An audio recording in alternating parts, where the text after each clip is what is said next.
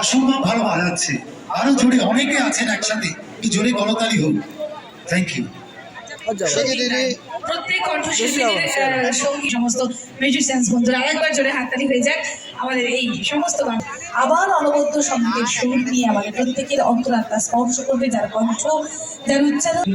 2026 সাল শুরু থেকেই এমন সুন্দর ফুলের সঙ্গে আমরা সবাই একসঙ্গে লোক আঙ্গিকের গান আমাদের মনকে কিভাবে স্পর্শ করতে পারে, আমাদের বিভিন্ন ধরনের যে সমস্ত আমাদের রিচুয়ালস গুলো ছড়িয়ে ছিটিয়ে থাকে তার নিয়ে কোথায় লোকগান রাখা হয়, সেই সুর আমাদের ভীষণ প্রাণের সুর।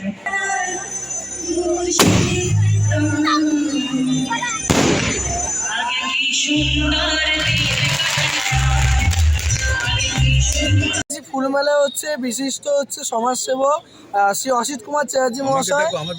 দাদা আজকে এখানে এসে কেমন লাগছে দাদা এত সুন্দর ফুলমেলা? এটা তো আমাদের হাওড়া জেলার গর্ব। আমি সারা পশ্চিমবাংলা বহু জায়গায় গিয়েছি, এরকম আমি ফুলমেলা দেখিনি। এটা আমরা অন্তত নিজেরা জোর গলায় বলতে পারবো যে শ্যামলমূর্তি পারে একমাত্র যে এইরকম মেলা করে। আমি শ্যামলকে উৎসাহ দিলাম যে তুমি যেন এইভাবে চালিয়ে যাবে, আমাদের হাওড়ার তুমি একটা গর্ব যে তুমি অত বড় একটা মেলা করতে পারো। কত মানুষ এই 7 দিন ধরে প্রচুর মানুষ আসে এই মেলাটা ফুলটা দেখার জন্য। কত রকমের ফলের গাছ, কত রকমের সবজির গাছ, কত রকম বড় বড় নানা ফুলের গাছ। এটা কিন্তু খুব আশ্চর্য ব্যাপার যে এইভাবে জোগাড় করা। এরকম প্রোগ্রাম হাওড়ায় না আজ পর্যন্ত কেউ কোথাও দেখাতেও পারে না, পারবো না এই মেলায়।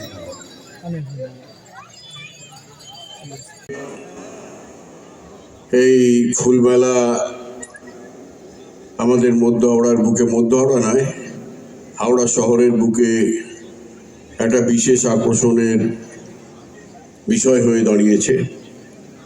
আজকে উপস্থিত হয়েছেন আমাদের কল্যাণ ঘোষ বিধায়ক, বর্তমান হকি সেক্রেটারি শ্যামল মিত্র। আমার এখানে অনেক অগণিত, সকলের নাম বলতে গেলে অনেক সময় লাগবে, আমি নাম বলে সময় বাড়াতে চাই না। এবং আপনারা যারা ছাড়া কোনো অনুষ্ঠান সফল হয় না, পুষ্পপ্রেমী মানুষ, মা বোনেরা, ভাই বোনেরা, আমার সহকর্মী বন্ধুরা, সকলকে আমার আন্তরিক অভিনন্দন জানাই। এবং এই ফুল মেলা পশ্চিমবাংলার বিভিন্ন প্রান্ত থেকে ফুল আসে এবং এত ভালো ফুল মেলা, এত বড় ফুল মেলা, বিধানসভা একটা ফুল মেলা হয়, কিন্তু এত বড় ফুল মেলা কোনো জায়গায় হয় না। তা সুতরাং আমি অভিনন্দন জানাই শ্যামলকে এই ফুল মেলা অর্গানাইজ করার জন্যে।